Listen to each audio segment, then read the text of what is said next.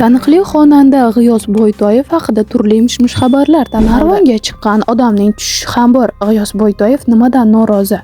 Ssenariylar yozib, kino ishlash uchun kamera sotib olgani haqida ham so'zlab berdi.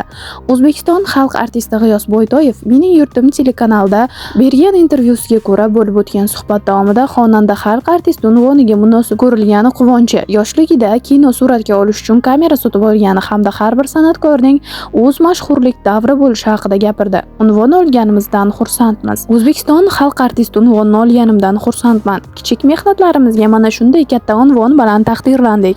Shunday ekan, buning uchun xursand bo'lmay ilojimiz yo'q albatta. Hayit ayyomi arafasida taqdirlandik. Aslida taqdirlanganlar qatorida bo'lishni kutmagan edik. Ushbu quvonchli xabar haqida birinchi shogirdlarimdan eshitdim, lekin bunga ishonmagandim. Lekin ularning gapi rost bo'lib chiqdi. Yurtimiz, xalqimiz uchun ijod qilyapmiz. Mehnatlarimiz unvonga munosib ko'rilibdi.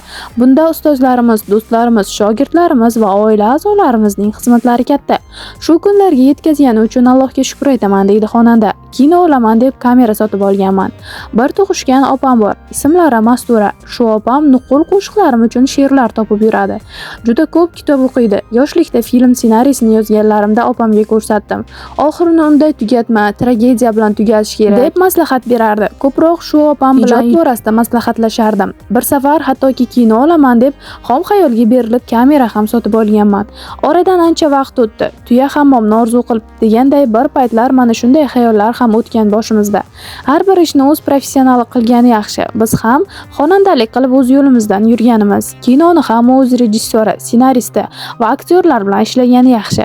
Biz ham ijoddagi insonmiz. Ishimizdan ortib bunga vaqt topish ham amri mahol. Chunki ijoddan tashqari ham oilaviy yumushlarimiz, tashvishlarimiz bor, deydi u. Narvonga chiqqan odam qaytib tushadi. Har bir sohada o'z amalidan foydalanadiganlar bor. Bundaylar narvonga chiqqandan keyin qaytib tushishni o'ylamaydimi?